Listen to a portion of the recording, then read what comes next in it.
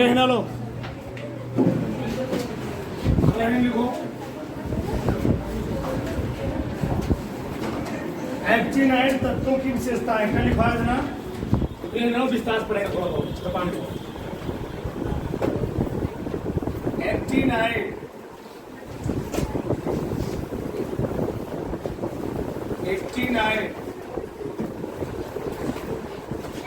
तत्वों की विशेषताएं, एक्टिनाइड तत्वों की विशेषताएं,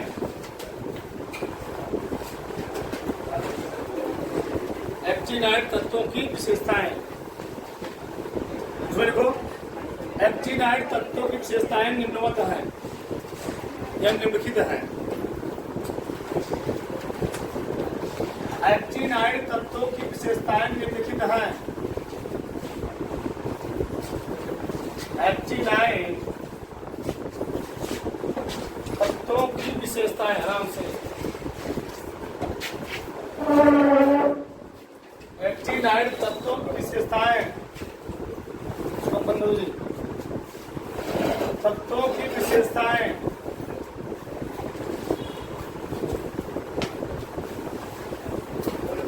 निम्नवत हैं।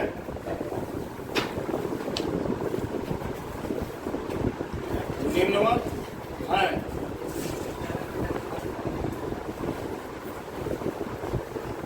पहला ही ना लो, पहला ऑक्सीकरण अवस्था, उसमें लिखो ऑक्सीकरण अवस्था।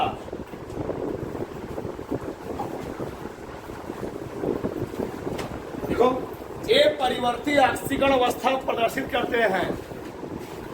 ये परिवर्ती ऑक्सीकरण अवस्था प्रदर्शित करते हैं। ये परिवर्ती ऑक्सीकरण अवस्था प्रदर्शित करते हैं। ये परिवर्ती ऑक्सीकरण अवस्था प्रदर्शित करते हैं।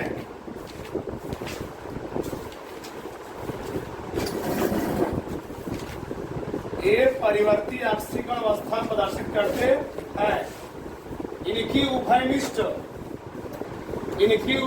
ऑक्सीकरण अवस्था, इनकी उभयनिष्ठ ऑक्सीकरण अवस्था +3 होती है।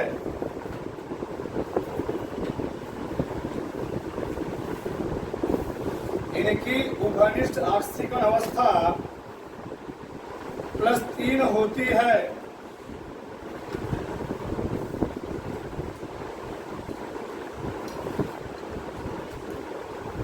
+3 होती है। ठीक, नीचे लिख लो,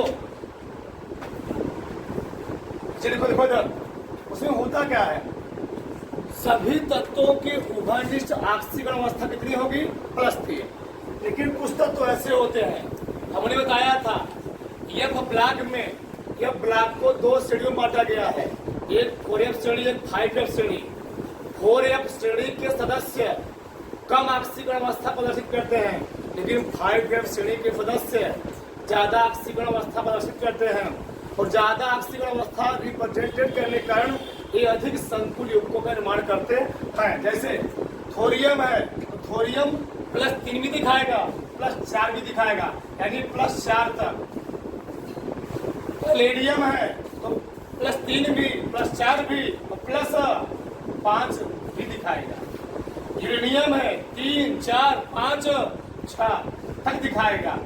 नेपच्यून है, ये कहाँ दिखाएगा जी, 7 तक, 3 भी, 4 भी, 5 भी, 6 भी, 7 भी। ठीक, इनकी मैं बताया था जो लैंथेनाइड तत्व होते हैं उनकी अधिकतम जो ऑक्सीकरण अवस्था होती है +4 तक होती है, लिखवाया हुआ अंतर में। और जो एक्टिनाइड तत्व होते हैं उनकी जो मैक्सिमम ऑक्सीकरण अवस्था कितनी होती है, +7 तक होती है। उतारो फ्रांस इसको, उतार जाओ फ्रांस, स्पीड में।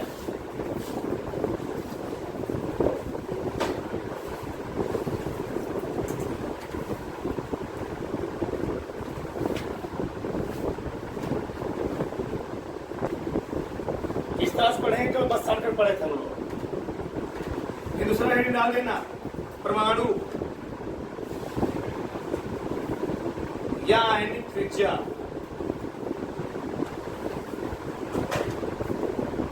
परमाणु या आयनिक त्रिज्या। दूसरा बात, परमाणु या आयनिक त्रिज्या, परमाणु या आयनिक त्रिज्या। देखो ना, परमाणु या आयनिक त्रिज्या के बारे में हम लैंथेनाइड में एकदम विस्तार से बात कर चुके हैं, ठीक है जी। क्या किया है, एकदम विस्तार से। यहाँ थोड़ा बहुत समझ लो, देखो इधर समझो, सबका ध्यान इधर। परमाणु या आयनिक त्रिज्या के बारे में थोड़ा हम बात करते हैं, देखो ध्यान से। अगर सतोय आवर्त का एलिमेंट है, ठीक जी, एक्टिनाइड लैंथेनाइड कौन आवर्त का एलिमेंट था, छठवें आवर्त का, और एक्टिनाइड कौन आवर्त का एलिमेंट होगा, सतवें आवर्त का ना। फिर हुआ नाभिक, ये क्या है, नाभिक। नाभिक क्या होता है, प्रोटॉन।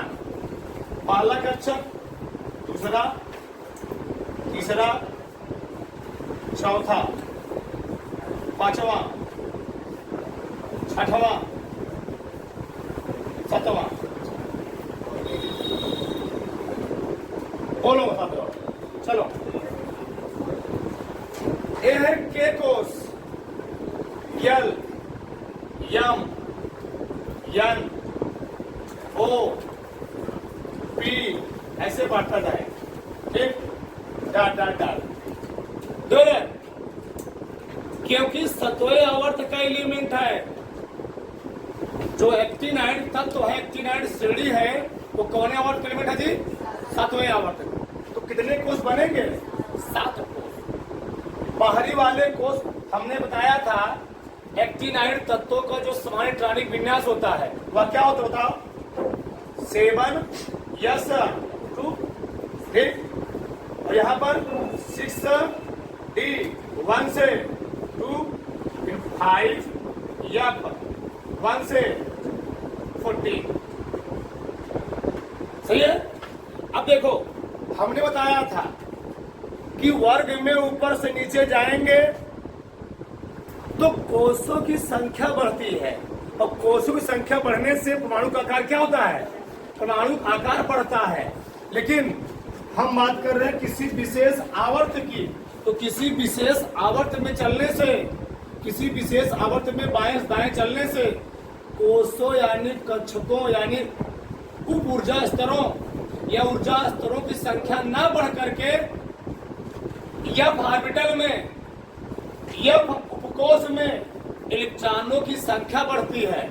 और जब एफ उपकोष में इलेक्ट्रॉनों की संख्या बढ़ेगी, हमने बोला था अगर एफ उपकोष में इलेक्ट्रॉनों की संख्या 1 बढ़ेगी तो नाभिक में आवेश 3 गुना बढ़ेगा, ठीक। नाभिक में आवेश का जी, नाभिक का जो प्रभाव होगा क्या होगा, नाभिक का प्रभाव 3 गुना बढ़ेगा, और नाभिक का प्रभाव जब 3 गुना बढ़ेगा तो नाभिकीय बल भी क्या होगा, बढ़ेगा। और नाभिकीय बल बढ़ने से होगा क्या, एफ उपकोष है, बना दो बढ़िया से, क्या समझना है चीज, एक घंटा नहीं समझ लो, पहले समझ लोगे, अपने मन उतार लोगे, यही एफ उपकोष है, सबसे खतरनाक की बात। एक बना रहे अच्छे से, देखेगा ये है ये बात, ठीक। एफ ऑर्बिटल है, एफ। हमने कहा था यस उपकोष का जो आकार होता है, यस उपकोष का आकार छोटा होता है, लेकिन उसको जो एलिमेंट होते हैं यस ऑर्बिटल में बहुत पास होते हैं, इसकी जो रोकने की क्षमता होती क्या होती है, बहुत ही ज्यादा होती है। लेकिन यह उपकोष में इलेक्ट्रॉन तो 14 भरते हैं, यह उपकोष में इलेक्ट्रॉन तो 14 भरते हैं, लेकिन इलेक्ट्रॉनों के बीच का जो डिस्टेंस होता है क्या होता है, बहुत ज्यादा होता है। यह उपकोष का आकार बहुत बड़ा होता है, लेकिन इलेक्ट्रॉनों के बीच का डिस्टेंस बहुत ज्यादा होने के कारण इस यस और इस टी उपकोष में उपस्थित इलेक्ट्रॉनों को यह उपकोष रोक नहीं पाता है। और रोक क्यों नहीं पाता है, क्योंकि इसका परिरक्षण प्रभाव, शील्डिंग इफेक्ट, इन इलेक्ट्रॉनों को नाभिक की ओर आने से यह उपकोष रोक नहीं पाता है। क्यों नहीं रोक पाता है? क्योंकि एफ ऑर्बिटल में इलेक्ट्रॉनों की संख्या परमाणु क्रमांक में वृद्धि के साथ साथ एफ उपकोष में इलेक्ट्रॉनों की संख्या लगातार बढ़ती जाती है, और जैसे जैसे एफ उपकोष में इलेक्ट्रॉनों की संख्या बढ़ती है, नाभिक में प्रोटॉनों की संख्या क्या होती है? बढ़ती जाती है। यानी नाभिक में आवेश का मान बढ़ता आता है, यानी नाभिक में नाभिकीय बल का मान बढ़ता आता है, और नाभिकीय बल का मान जैसे जैसे बढ़ता जाएगा ये सब इलेक्ट्रॉन क्या होंगे? नाभिक की ओर खींचते जाएंगे, और इसका आकार क्या देगा? घटता जाएगा। इसी को हम लोग कहते हैं एक्टिनाइड संकुचन। यह क्रिया जब होगी लैंथेनाइड में, उसको हम लोग कहते हैं लैंथेनाइड कंट्रैक्शन, और यह क्रिया जब होगी एक्टिनाइड में, इसको हम लोग क्या कहेंगे? Actinide contraction. बात समझ में आया? तो दो चीज से परमाणु का आकार घटता है, एक नाभिक में आवेश का मान बढ़ने से, एक एफ उपकोष शील्डिंग इफेक्ट, यानी उसको रोक न पाने के कारण, इनके इलेक्ट्रॉनों को रोक न पाने के कारण, उसको परिरक्षित रोक न पाने के कारण इसके इलेक्ट्रॉन क्या होता है? नाभिक की ओर खींच जाते हैं, जिससे पर इसका आकार क्या होता है? घट जाता है। लिखो इसमें, लिखो क्या लिखवा है, लिखो इसमें परमाणु का कार्बन फ्यूजन, लिखो एफ उपकोष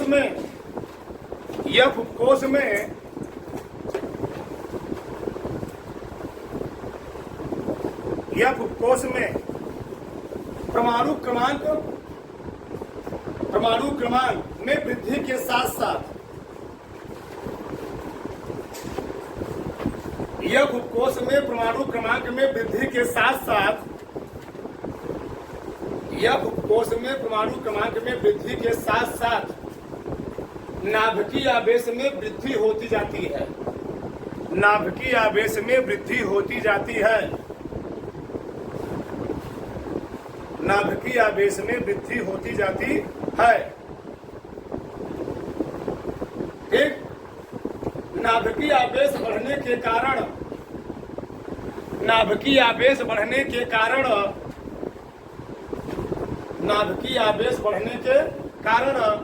नाभिकीय बल का मान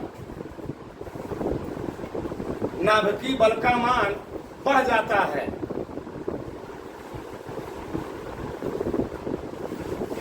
नाभिकीय बल का मान बढ़ जाता है, जिसके कारण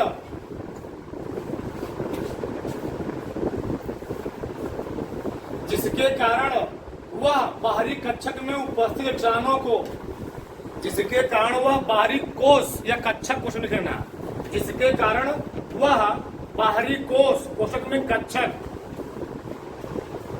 जिसके कारण वह बाहरी कोषक में कक्षक में उपस्थित इलेक्ट्रॉनों को अपनी ओर खींचने लगता है। अपनी ओर खींचने लगता है।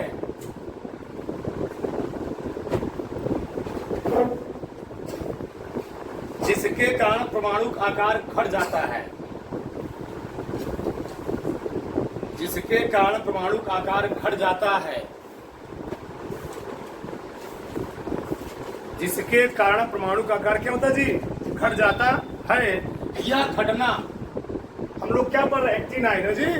यह घटना एक्टिनाइड संकुचन, यह घटना एक्टिनाइड संकुचन कहलाती है। यह घटना एक्टिनाइड संकुचन कहलाती है। चित्र को बना लो, चित्र को बनाओ फटाक से, बनाओ फटाक से। अगला पॉइंट को रंगीन आयन। पॉइंट नंबर 3, रंगीन आयन। रंगीन आयन देखो, एक्टिनाइड श्रेणी के अधिकांश तत्व, एक्टिनाइड श्रेणी के अधिकांश तत्व, एक्टिनाइड श्रेणी के अधिकांश तत्व रंगीन आयनों, एक्टिनाइड श्रेणी के अधिकांश तत्व रंगीन आयनों का निर्माण करते हैं।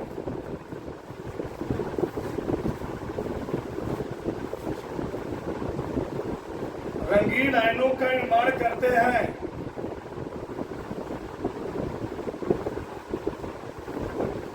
रंगीन आयनों का निर्माण करते हैं क्योंकि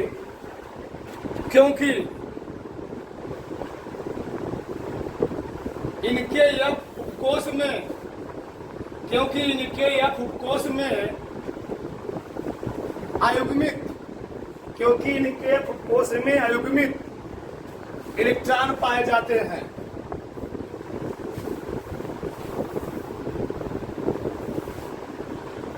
क्योंकि इनके उपकोष में क्या पाते जी, अयुग्मित इलेक्ट्रॉन पाए जाते हैं,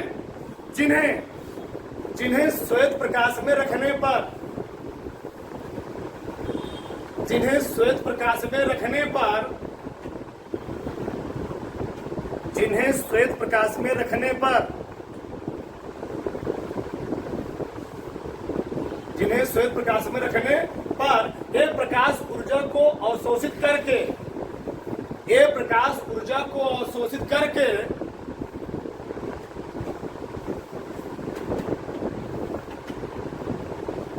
निम्न ऊर्जा स्तर से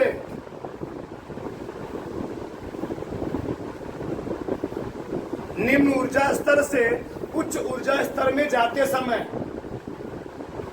निम्न ऊर्जा स्तर से उच्च ऊर्जा स्तर में जाते समय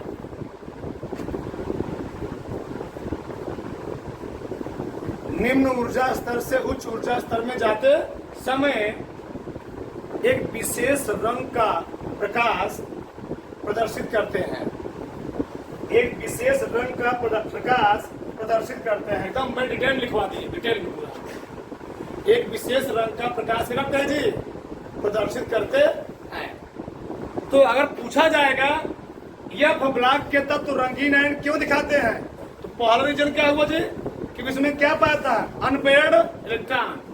तो अनपेयर्ड इलेक्ट्रॉन पाए जाने का इनका कक्षक पूर्ण रूप में भरा नहीं है, अपूर्ण कक्षक है। तो होता क्या है, जब ये प्रकाश को बाहर से इनको प्रकाश दिया जाता है, जब इनको श्वेत प्रकाश में रखा जाता है, तो क्या करते हैं, ये प्रकाश को अवशोषित करके जब निम्न ऊर्जा स्तर से उच्च ऊर्जा स्तर में जा रहे होते हैं, तो क्या करते हैं, एक विशेष रंग का प्रकाश क्या करते हैं, उत्सर्जित करने लगते हैं। जैसे अब यहां थोड़ा समझो, एक्टीनियम पहला एलिमेंट है ना जी, इसका पूरा कक्षक क्या होगा, भरा होगा। तो भरा होने का क्या दिखाएगा, रंगहीन।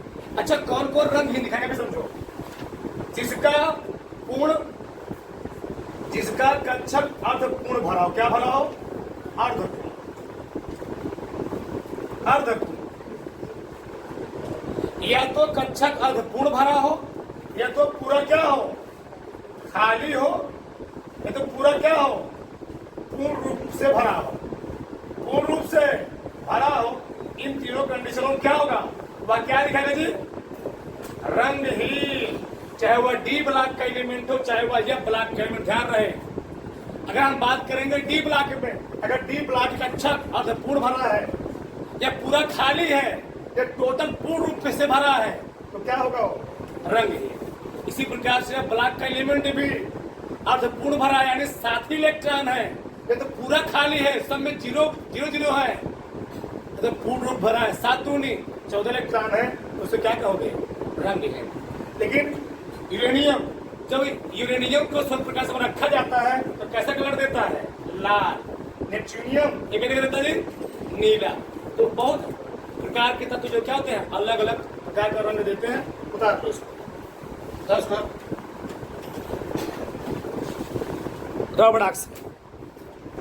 देखो पॉइंट नंबर 4, चुंबकीय प्रकृति। चुंबकीय प्रकृति 5 पॉइंट लिखवा,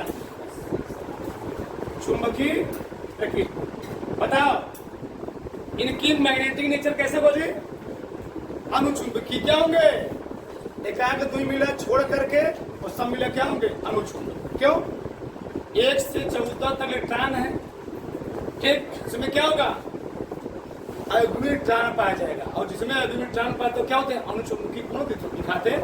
लिखो, इस श्रेणी के अधिकांश तत्व, इस श्रेणी के अधिकांश तत्व, इस श्रेणी के अधिकांश तत्व अनुचुंबकीय गुण प्रदर्शित करते हैं। इस श्रेणी के अधिकांश तत्व अनुचुंबकीय गुण प्रदर्शित करते हैं, अनुचुंबकीय गुण प्रदर्शित करते हैं, क्योंकि क्योंकि इनके एफ उपकोष में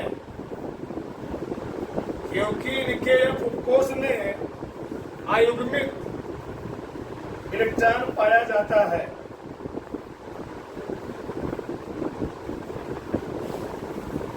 क्योंकि इनके कोष में अयुग्मित इलेक्ट्रॉन पाया जाता है।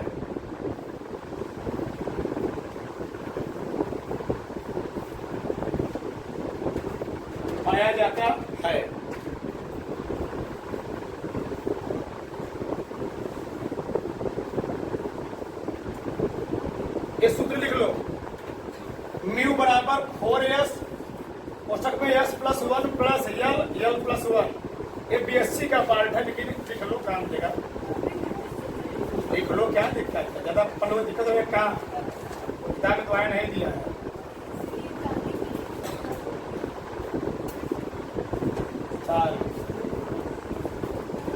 एक म्यू बराबर क्या होता है? 4s। अगर निकालना हो किसी का क्या चुंबकीय क्वांटम, चुंबकीय प्रकृति कैसे होगी इतिहास निकाल लेंगे। यस क्या है? चक्रण क्वांटम संख्या। यल क्या है? ऑर्बिटल संवेग। एक उतार लो। म्यू बराबर 4s s plus 1 l plus 1। Bore magnetar इसका मतलब जी चुंबकीय आघूर्ण मात्रा क्या होता है? बोर मैग्नेटार Bm सही है ना? Bm है ना? और एक बार लास्ट पॉइंट लिखना, संकुल यौगिक। लास्ट बहुत हो गया, 5 पॉइंट बहुत है। संकुल यौगिक, संकुल यौगिक कर लिए। अब संकुल यौगिक में लिखो, उसमें लिखो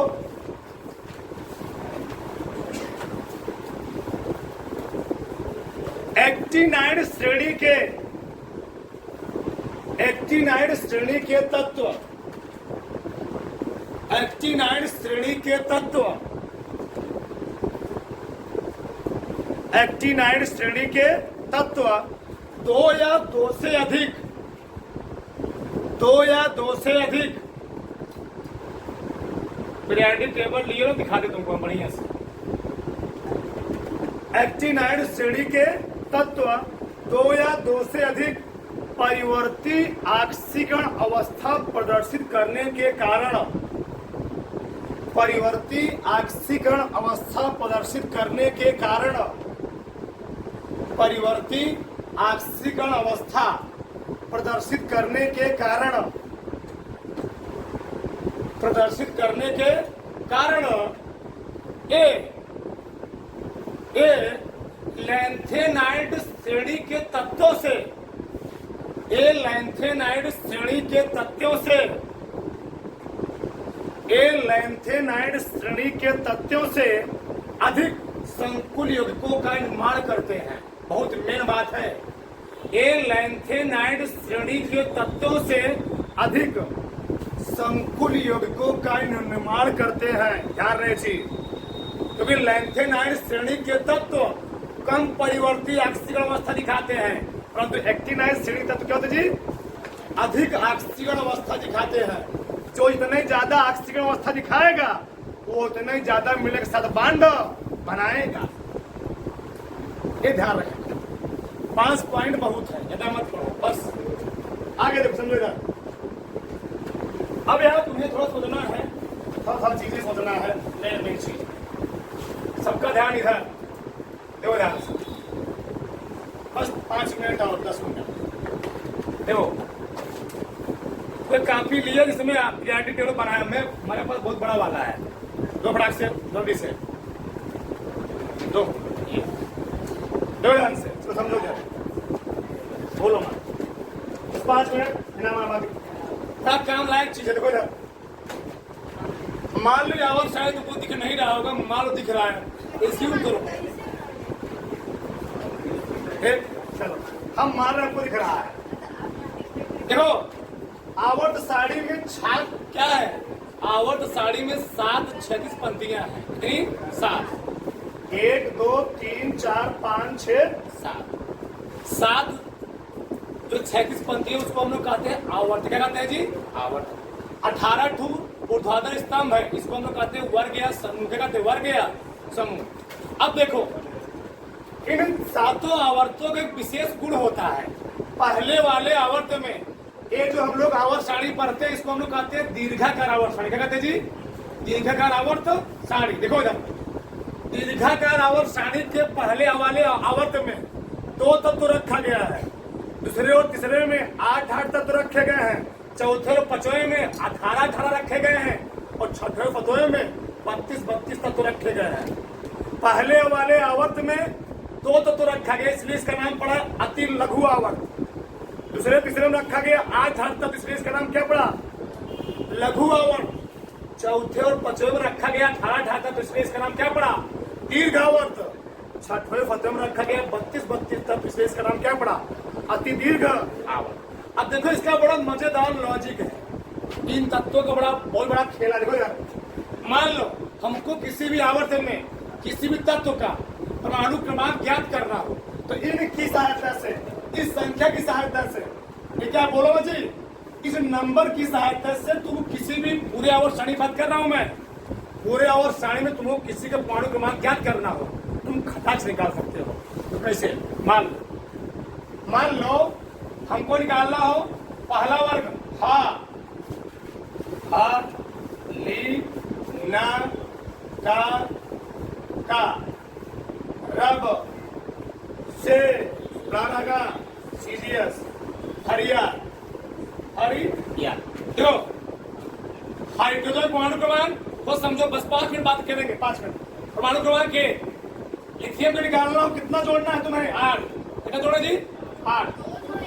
बढ़ेगा 2 1 3, अलग कितना जोड़ोगे? 8 8 3 समझे? 2 1 मिनट 1 प्लस 2 1, इसका परमाणु क्रमांक 3। सोडियम निकालना हो कितना? 3 प्लस कितना जी? 8 8 3, आराम से 10। पोटेशियम निकालना हो 11 प्लस कितना? 8, चाक देखना और साढ़े 19 आएगा। फिर 19 प्लस कितना? 18, कितना आएगा? 37 आएगा। लिखा बगल में, एक 37 प्लस कितना?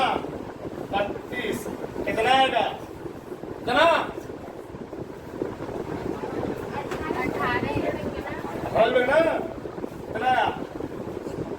55 आया। 55 प्लस क्या? 32, कितना आएगा? 87। जग जोड़ा ना, ऐसे मान लो, वो समझो आप, बड़ा लॉजिकल चीज है। ऐसे मान लो ये पहला वाला वर्ग, कौन सा वर्ग है? पहला वाला वर्ग, समझ ध्यान से। 18वां वाले वर्ग, बस 2 मिनट तुमको पहले क्या करना, आराम से निकाल लोगे। 18वां वर्ग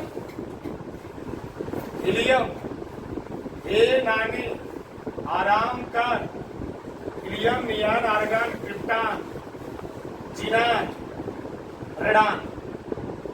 फिर हीलियम का 2, कितना? 2। अब कितना जोड़ोगे? 8, तो 2 प्लस 8, 8 2 10। इसका पॉइंट को बता दिए। आर्गन बताना हो 10 प्लस कितना जोड़ोगे? 8। वनडे एग्जाम में बड़ा काम लायक चीज होता है। हर वनडे एग्जाम में, एनटीपीसी में, रेलवे में एक आध पेपर पूछे जाता है इससे। हमने कहा भी सिखा दीजिए, सब पढ़ रहे हो। 10 8 18। अब कितना जोड़ोगे? 18 प्लस 18, 18 दूनी 36, बड़ा कमाल का नंबर है। फिर 36 प्लस कितना जोड़ोगे? 18, कितना आएगा? 54, 54 आ गए। 54 प्लस 32 86, 86 सब का निकाल सकते हो, सब दिया गया। 86 82, रेडान 86, जिनान का 54, सब दिया गया है। तो समझो यहाँ पर इसका मतलब क्या है? जो ध्यान से देखो, मिलाता अब आगे। अब मान लो तुम लोग कह रहे हो सर जी आपने निकाल दिया यस ब्लॉक का, हैप्पी ब्लॉक का, डी ब्लॉक का निकाल लो, एफ ब्लॉक का निकालो, कैसे निकालेंगे? सबका निकाल लोगे, सभी का निकाल लो। देखो कैसे, मान लो हमको निकालना हो डी ब्लॉक कौन तत्व का परमाणु क्रमांक, इसका निकालना डी ब्लॉक कौन तत्व का परमाणु क्रमांक। देखो मान लो ये लिखा है जिंक, क्या लिखा है? जिंक। क्या लिखा है भैया? जिंक। क्या लिखा है? जिंक। जिंक तुम्हें 30 तक परमाणु क्रमांक कम से कम याद हो जाए, कम से कम 30 तक। तो जिंक का परमाणु क्रमांक कितना होता है? 30। ठीक, अब मान लो जिंक के बाद क्या आता है? कैडमियम। क्या आता है जी? कैडमियम। ठीक, वो तो याद हो जाए वर्ग में कौन कौन तत्व आ रहे हैं, तो तुमको तरीका बताएंगे, लिखवाएंगे, लास्ट में लिखवा देंगे। फिर मरकरी है। क्या है? मरकरी। ठीक है, समझ पहले मान लो, बोलो मत, हमको डी ब्लॉक के कौन तत्व को क्या निकालना है? परमाणु क्रमांक निकालना है। तो जिंक का कितना मालूम हो गया? 30। अब जब डी ब्लॉक में निकालोगे तो पहले क्या जोड़ोगे? 18। क्या जोड़ोगे? 18। तो 30 प्लस 18, ये नियम लिखा गया है। 30 प्लस 18 कितना आएगा? जोड़ो, 48। देखो कैडमियम का 48 लिखा हो, कितना लिखा हुआ है? 48 लिखा है। फिर अब मरकरी निकालना हो तो 48 प्लस कितना जोड़ोगे जी? कितना?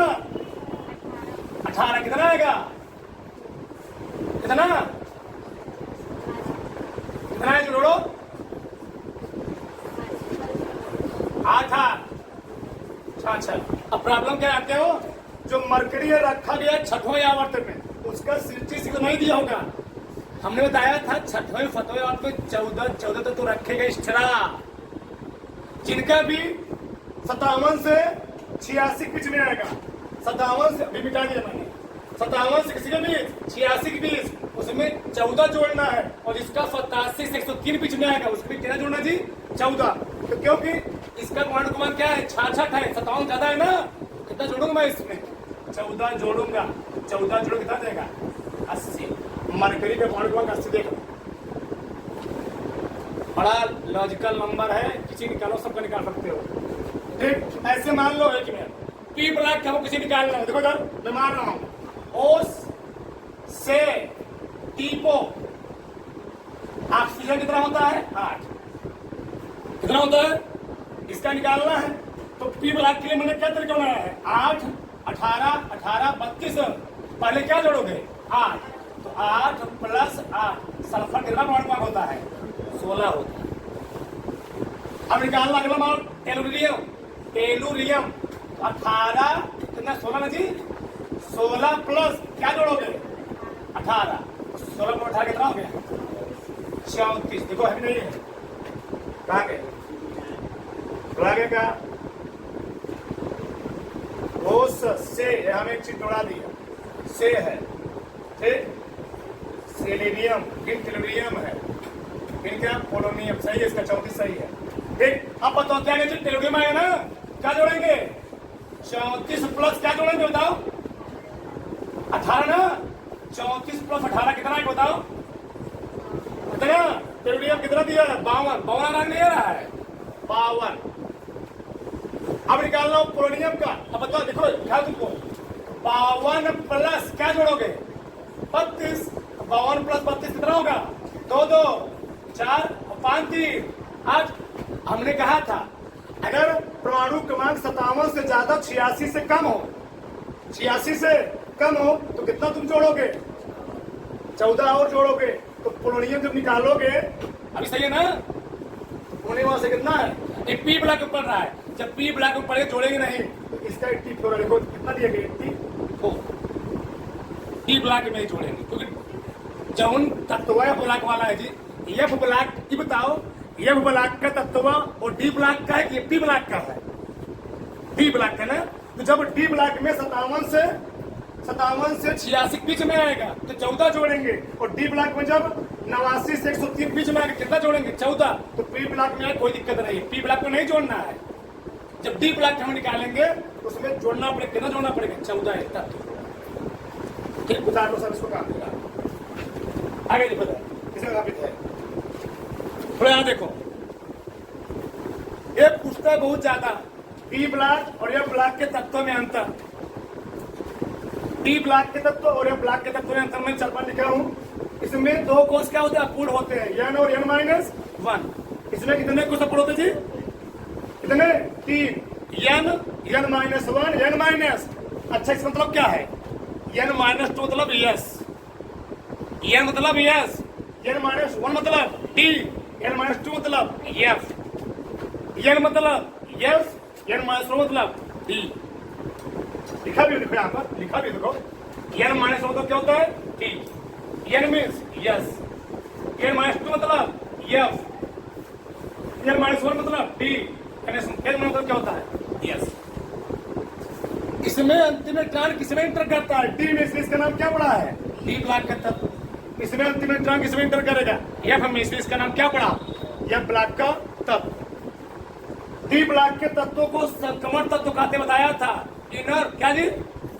डी ब्लॉक के तत्वों को इनर नहीं ट्रांजिशन एलिमेंट कहते हैं, लेकिन एफ ब्लॉक के तत्वों को इनर ट्रांजिशन एलिमेंट कहते हैं। एक चीज और टूट जाता है, अंतः संक्रमण तत्व, क्योंकि यह ब्लॉक के तत्वों को टी ब्लॉक के तत्वों के बीच में ही वर्ग नंबर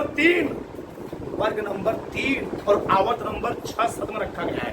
एक कई वर्गों में रखा गया है, वर्ग नंबर 3 में केवल वर्ग नंबर 3 में पूर्व तक समा दिया गया है। इसको हम लोग क्या कहते हैं? अंतर संक्रमण तत्व। इस ब्लॉक के तत्व प्रकृति में उपलब्ध होते हैं। लोहा कहाँ मिलता है? प्रकृति में नहीं मिलता है, आसानी से मिल जाते हैं, जिंक, लोहा वोहा, लेकिन इस ब्लॉक के तत्व बहुत बहुमूल्य होते हैं। ये प्रकृति में हमको जल्दी मिलते नहीं है। इनको हम निकालते हैं खदानों से, पत्थरों से, पहाड़ों से, खोद के निकालते जमीनों से। ये बहुत दुर्लभ होते हैं, ऐसे नहीं मिलते आसानी से, इनको निकालना पड़ता है। याद रहो ना? हाँ, जान दोगे आगे। इधर देखो, ये तत्व कम स्थायी होते हैं। क्या होते हैं जी? अधिक स्थायी होते हैं। जो डी ब्लॉक के तत्व होते हैं ज्यादा स्थायी होते हैं, और यह ब्लॉक के तत्व क्या होते हैं? ये सब रेडियो एक्टिव होते हैं। क्या होते हैं? रेडियो एक्टिव, बड़ा खतरनाक तत्व लिखवा बताया अभी। यह ब्लॉक के द्वितीय अंतर संक्रमण श्रेणी के सभी तत्व क्या होते हैं? रेडियो एक्टिव होते हैं, जिनका प्रयोग कहाँ किया जाता है? परमाणु बम बनाने के लिए। लिखा भी नीचे। एक कम समकुल्योगी बनाते हैं। क्यों? डी ब्लॉक के तत्वों की परिवर्ती ऑक्सीकरण अवस्था 1-2 होती है, लेकिन ये ब्लॉक कितनी होती है? 7 तक होती है। इसलिए जिसकी जितनी ज्यादा परिवर्ती ऑक्सीकरण अवस्था, उतने ज्यादा संकुल क्या करेगा? वो निर्माण करेगा। इनका सामान्य ट्रानिक विन्यास लिखवाया गया है। n-1 डी 1 से 10, ns 1 से 2 होता है। इनका क्या होता है? n-2 1 से 14, n-1 डी 0 से 1 ns2 होता है। इसमें 3 2 ऑर्बिटल क्या होते हैं? अपूर्ण होते हैं। इसमें 2 ऑर्बिटल अपूर्ण होते हैं। कक्षा लैंथेनाइड और एक्टिनाइड का उपयोग एक बार ऑब्जेक्टिव पूछ लिया आता है। 1-2 नंबर का ऑब्जेक्टिव नहीं, मतलब वैसे क्वेश्चन में अधिक लघुत्तरीय प्रश्न में कि लैंथेनाइड का उपयोग कहाँ किया जाता है? तो लैंथेनाइड का उपयोग, पहला उपयोग होता है ज्वलनशील मिश्र धातु बनाने में। तो जो ज्वलनशील होते हैं उनको क्या बनाने के लिए? ज्वलनशील मिश्र धातु बनाने के लिए किसका उपयोग किया जाता है? लैंथेनाइड का। या धूप के चश्मे बनाने के लिए। क्या? धूप के चश्मे बनाने के लिए, जिसकी उम्र बहुत ज्यादा होती है, उनको चश्मे बनाने के जो मोटे चश्मे आते हैं, किसमें होते हैं? लैंथेनाइड कुछ विशेष तत्व बने होते हैं। रंगीन कागज बनाने में, प्रिंट कागज बनाने में इन्हीं तत्वों का उपयोग किया जाता है। आगे एक्टिनाइड, ये सब क्या होते हैं जी? रेडियो एक्टिव होते हैं। इसमें इनका उपयोग कहाँ किया जाएगा? नाभिकीय रिएक्टरों में परमाणु बम बनाने के, अणु बम बनाने के लिए इनका प्रयोग किया जाता है। कैंसर के उपचार में थोरियम एक ऐसा एलिमेंट है जो इंडियम पाया जाता है, उसका उपयोग अधिकतर कहाँ किया जा रहा है? कैंसर के उपचार में किया जा रहा है अधिक मात्रा। उसकी किरणों का प्लूटोनियम और यूरेनियम रेडियोनिक तत्व से इनका प्रयोग कहाँ किया जाता है? परमाणु बम बनाने में किया जाता है। जल्दी से उतार डाल, 5 मिनट हमारे पास है, जल्दी से। Lights, camera, action.